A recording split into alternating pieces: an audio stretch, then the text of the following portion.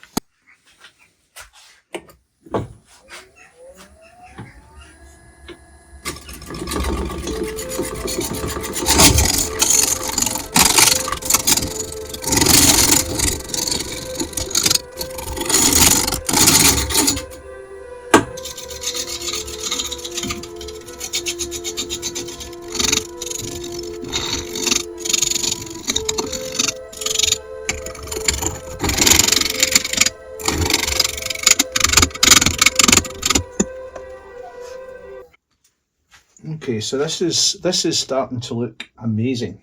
If you look at so it's a Burr on a piece of walnut, and if you look at the detail, so obviously I've got the resin as well, that but I'll keep as much wood as I can, but also a bit of resin as well, and hopefully the combined effect will be fantastic.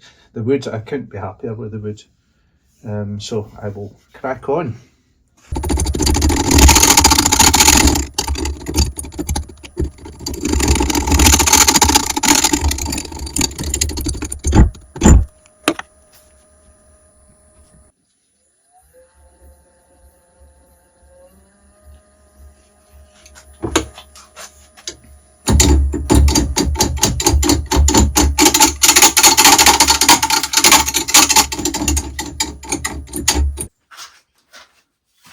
Okay, making good progress here.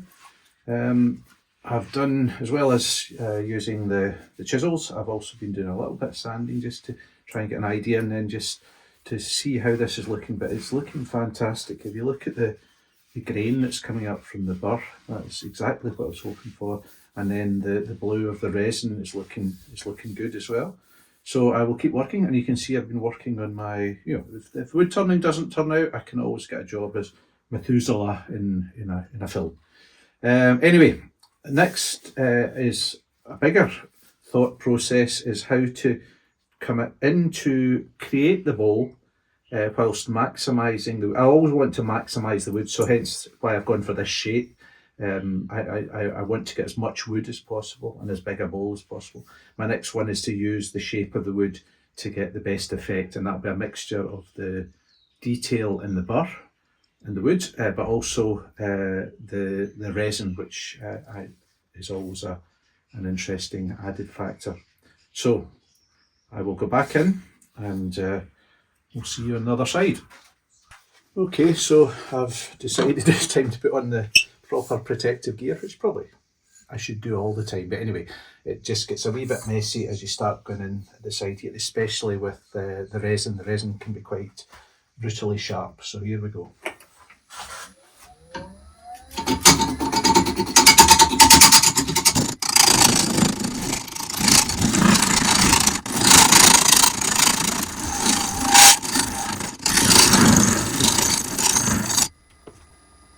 Okay, so this is always a good phase of the project when you get down to sanding.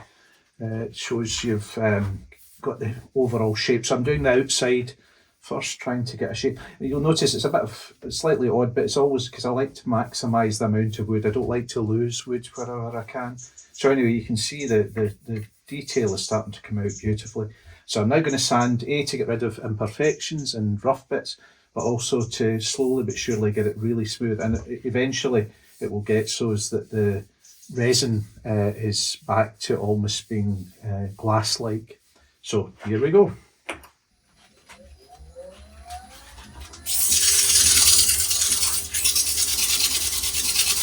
And I like using these rotary sander sandpapers. This is an 80, which is quite rough, but I like to say just trying to get through the imperfections, and then I'll slowly but surely work up the numbers to 2,000, 3,000 as we make progress and aim for the perfect smoothness.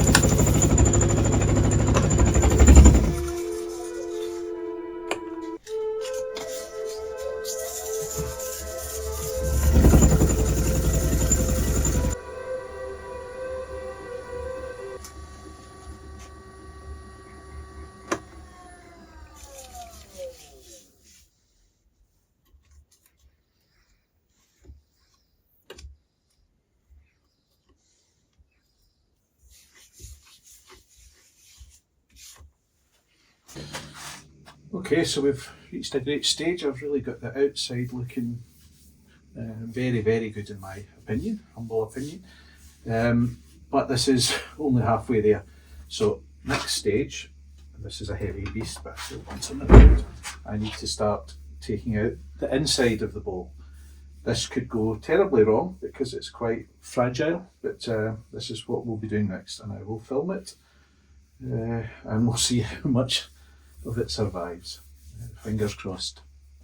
So we're now ready for the dangerous bit. This it'd be a shame to spoil what's looking fantastic, and B, it could get quite messy as I try and gently prise my way through what is a very brittle and fragile piece of wood. But Wish me luck, and we'll go in. I'll see you on the other side.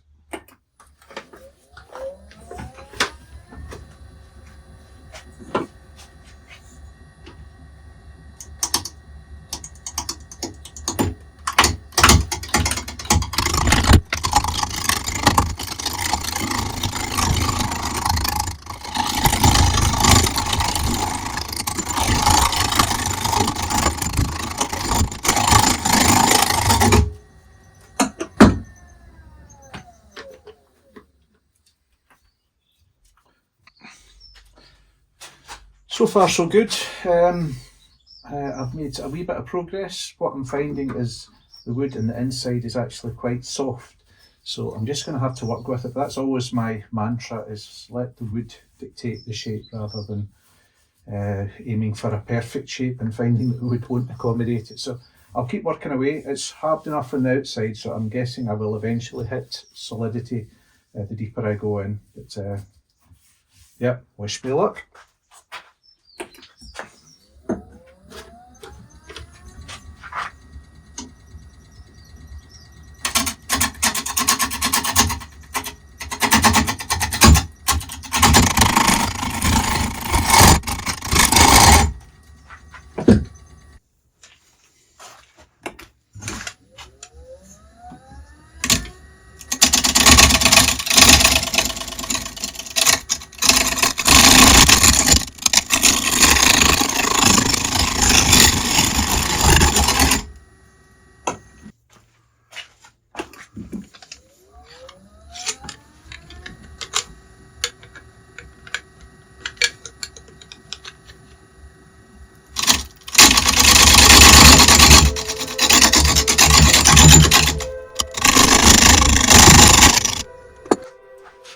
Welcome back. Making good progress here. It's a lot softer on the inside, but hopefully I'll get through to something hard. The challenge will be then sanding it on the inside, but we'll cross that bridge when we come to it. Here we go.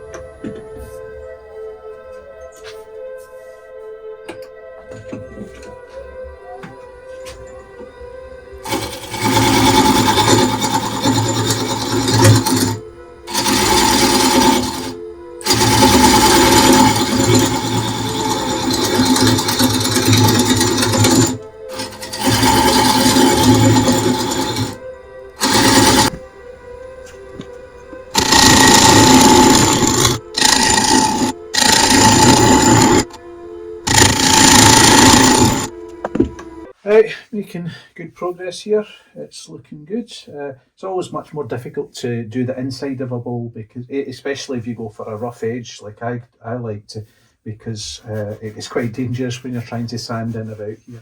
But we'll keep going. It's got the potential to be one of my best evers. So let's keep going. I'll keep going with the chisel just to try and create the shape of the bowl.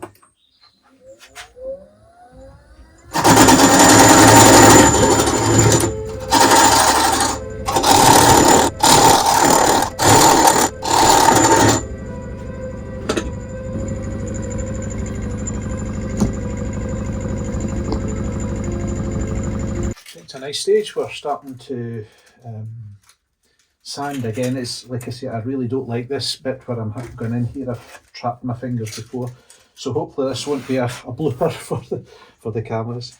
And I'll put my glasses on just to win some brownie points. Okay, here we go.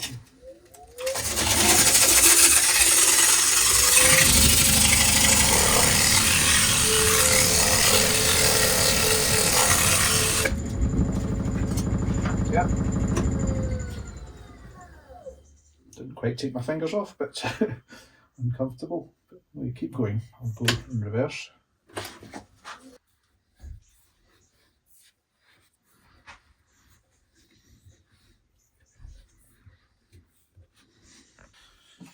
Right, we're on to a bit more sanding.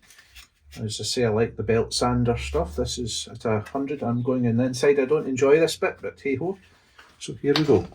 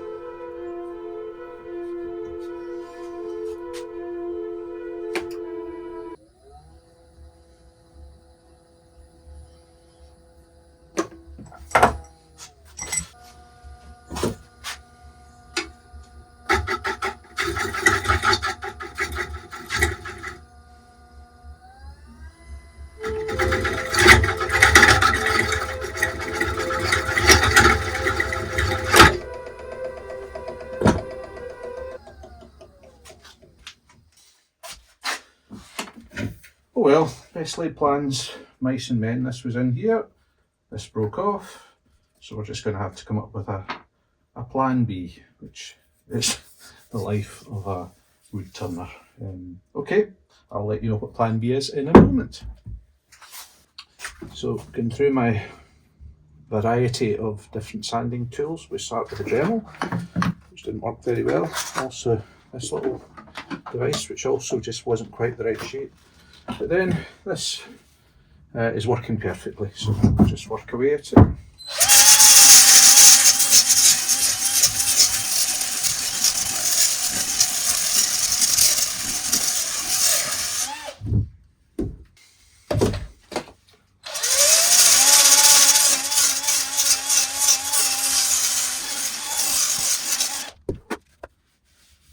Looking very nice indeed, my own humble opinion.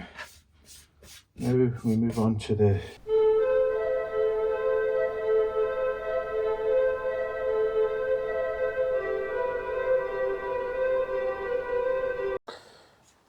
right, that's us on the final straight, using a bit of varnish here, the Dulux varnish, trying to just finish it off as nicely as I can.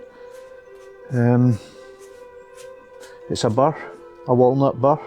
I added some resin in just to fill in some of the blanks, and it has come out spankingly well. Now this is unfair on the Susans of the world, but we have a lazy Susan here helping us with what we're doing. But it does just help to make sure I'm picking up all the angles. So at that, I think I'll call it quits. I'll do a couple more coats and then we can get a final photo and we are done. Tishing.